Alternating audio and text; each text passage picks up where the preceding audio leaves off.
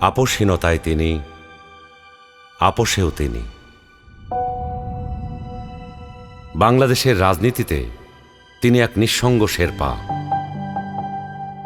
এরশাদের স্বৈরশাসনের বিরুদ্ধে সদ্য রাজনীতিতে এসে তিনি গণতন্ত্রের প্রশ্নে অবিস্মরণীয় ভূমিকা রেখে ভূষিত হলেন আপোষহীন নেতৃত্বে। 2007-এর 1/11-এর দুঃশাসনের কালেও আপোষহীন রইলেন।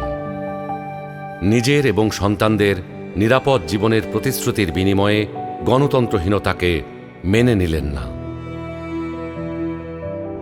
ফ্যাসিস্ট হাসিনার আমলে বিদেশ থেকে ফিরে এসে মিথ্যা মামলা মোকাবেলা করে জেলে চলে গেলেন।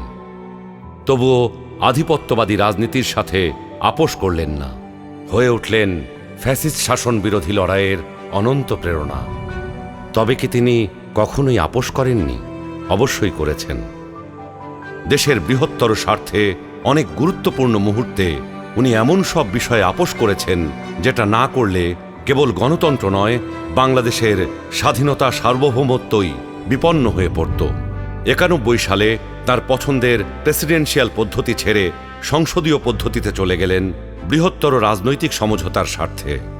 বিরোধী দলের দাবির প্রতি শ্রদ্ধা জানাতে 96 সালে নির্বাচন করে অল্প কয়েকদিনের জন্য সংসদ অধিবেশনে বসে তত্ত্বাবধায়ক সরকার সংবিধানে যুক্ত করে ক্ষমতা ছেড়ে নির্বাচন দিয়ে বিরোধী দলে গিয়ে বসেন। 2008-এ একপেশে এবং অসমান নির্বাচনী ক্ষেত্রের কারণে পরাজয় নিশ্চিত জেনেও নির্বাচনে অংশ নেন গণতান্ত্রিক ধারাবাহিকতা রক্ষার জন্য। সকল মানুষের মতোই তিনিও নিশ্চয়ই সীমাবদ্ধতার ঊর্ধ্বে ছিলেন না, কিন্তু শিষ্টাচার, সৌজন্যবোধ, দৃঢ়তা, দূরদর্শিতা এবং প্রজ্ঞার সমন্বয়ে তিনি হয়ে উঠেছেন বাংলাদেশের রাজনৈতিক ইতিহাসের এক অনন্য চরিত্র। তিনি বেগম খালেদা জিয়া। আমরা সকলকে বন্ধু হিসাবে দেখতে চাই, কিন্তু কেউ যদি আমাদের বন্ধুর বেশে প্রভু হতে চায়, সেটা আমরা কখনো মেনে নেব না, মানতে দিব না। আরো প্রভুত্ব বাংলাদেশের জনগণ স্বীকার করবে না।